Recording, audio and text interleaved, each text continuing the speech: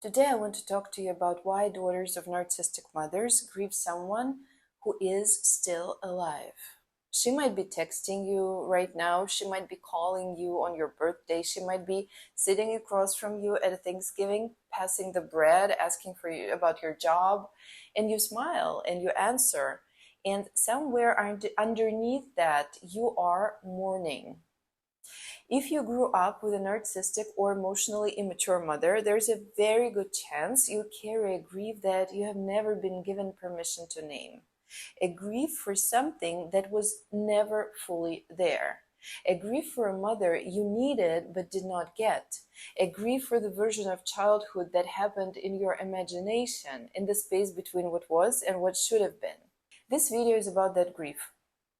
What it is, why it is so disorienting, and what it means to actually move through it.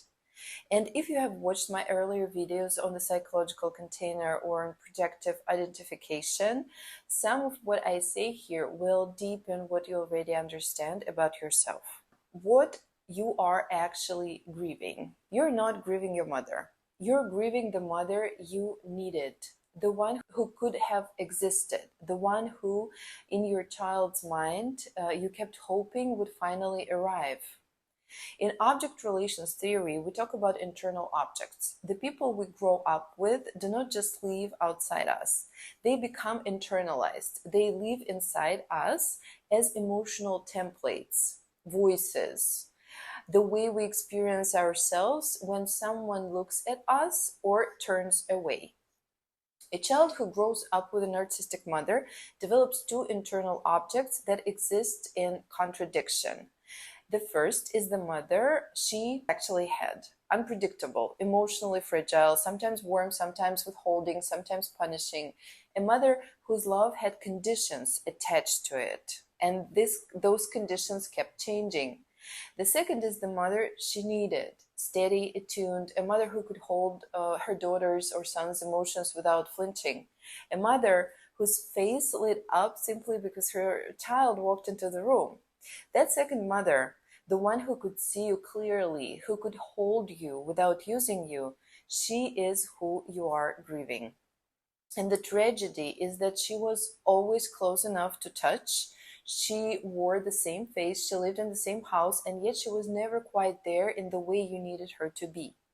That proximity is what makes this grief so maddening. It is not the clean grief of absence, it is the grief of almost, of close but not quite, of reaching and finding something that looks like what you needed but does not feel like it. Why this grief is so hard to identify.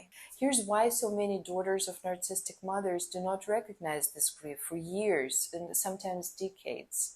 Because your nervous system learned very early that this grief was not safe to feel.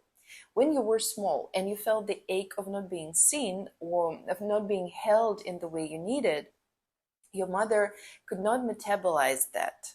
If you were sad, she became defensive. If you pulled away, she felt abandoned. If you needed more than she could give, she made you feel that the need itself was the problem. So your attachment system, which is fundamentally wired for survival, made an adaptation and buried the grief. Because you were smart, because a child who openly mourns her mother while still living with her, still depending on her, still needing her to function, that child is in danger. The grief had to go somewhere safer, so it went underground. It became anxiety or chronic overfunctioning, or it turned into that relentless inner critic that sounded suspiciously like her voice. A pattern of choosing relationships that recreated the same dynamic because the unresolved longing kept looking for resolution. From a polyvagal perspective, what happened is this. Your nervous system, your social engagement system, which Borges describes as the part of you that reaches toward connection, that system learned that reaching was dangerous, that longing produced pain. So the system shut the longing down before it could become conscious. And when longing is shut down before it becomes conscious, it does not disappear, it dysregulates the body. It shows up as sadness that you cannot source, or flatness, or this feeling that something important is missing without knowing what is missing. That is grief in a body that was never given the permission to grieve. Grief without an object is very difficult to move through, so you need to know what you are mourning. The first loss is the loss of being known. A healthy mother develops what we call in attachment theory a reflective function, the ability to hold her child's inner world in mind, to see her daughter as a separate person with her own feelings, thoughts, and desires, and to reflect that back. When that does not happen, the daughter does not learn what she is through her mother's eyes. She learns who her mother needs her to be. She learns a performed self rather than a real one. And the loss of being truly known, having someone say with their full presence, I see you, not the version of you that is useful to me, that is a profound loss. When your mother cannot say that. Then you lost anger. In a healthy mother-daughter's relationship, the daughter is allowed to be angry. She is allowed to push back, to separate, to disagree, and to have that disagreement survive without destroying the relationship. That survived anger is how a daughter learns that she is a self separate from her mother. With a narcissistic or emotionally immature mother, anger was too dangerous. It triggered retaliation. It caused too much for the daughter. So the daughter lost access to her own aggression, and with it, her access to desire, to boundaries, to the full force of her own personhood. The third loss is the loss of ordinary comfort. That simple, ordinary experience of being upset and having your mother come to you, sit with you, not fix it, and not make it about herself, just to be present with you and feel what you felt. That experience, being held while you feel, is how the nervous system learns to regulate itself.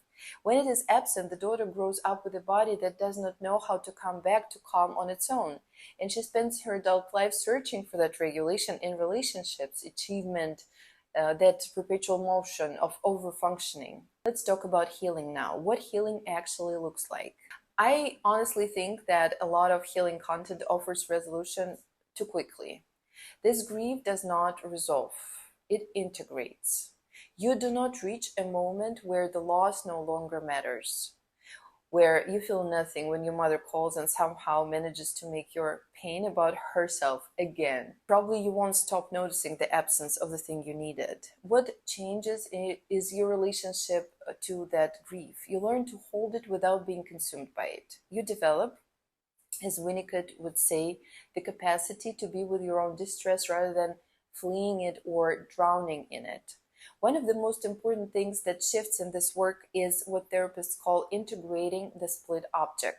Remember those two internal mothers, the one who was there and the one you needed, I spoke at the beginning. Healing means bringing those two images into one realistic whole. A mother who was limited, who was shaped by her own wounds and her own early losses, who was capable of some love, but not the full love you required. A complicated, real limited human being, that's what she was.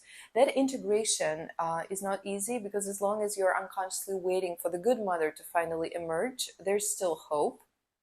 Integration means giving up that hope. And grief always involves giving up something. But on the other side of giving up is something the ambivalent grief never allowed, the beginning of reparenting yourself. When you stop waiting for her to become what she cannot be, you start becoming that for yourself.